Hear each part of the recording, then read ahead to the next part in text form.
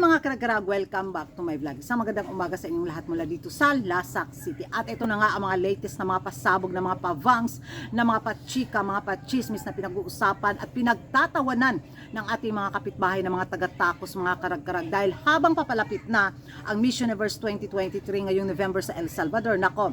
At ito na nga sa latest pa video kasi ni Maring Halu the Universe na kung saan muning ariking-king siya, mga karag-karag ba. At nako, nakapost ito sa mga beauty pageant pages din sa mga taga-Tacos na kung saan tawang-tawa talaga sila sa paeksena ni Maring Halu the Universe.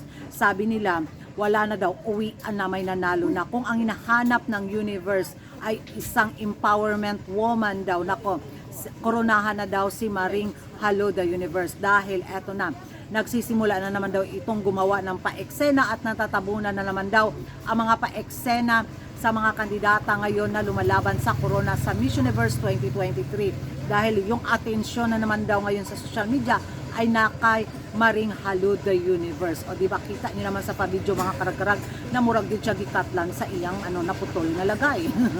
Napataas ang kilay ng mga taga-Tacos, mga karag-karag, sa latest pa-video talagang to ni Maring Halu the Universe. Kung ang pinupush daw ni Maring Halu the Universe sa mga kandidatas na lumalaban sa corona ay force to good, paano daw matularan ng mga kandidata itong si Maring Halu the Universe kung ang nito, paeksena ay kauihan bitaw daw at mga papansin sa social media, pagkiat-kiat, yun yung mga hanas at banat nila sa latest na pasabog na photoshoot video ni Maring Halu the Universe. So ewan ko na lang, mga karag-karag, sige, bantayan nyo si Maring Halu the Universe dahil nako, impas good sa taon na to. Mahigpit talaga ang laban sa Miss Universe 2023 ngayong November sa El Salvador dahil ang daming malalakas na mga kandidata, pero alam naman natin na aagaw talaga ng spotlight itong si Maring Halu the Universe. Hindi talaga yan patatalo, i-eksena talaga yan ng bongga para mapansin din siya, di ba? Pero nakaka-enjoy din talaga itong si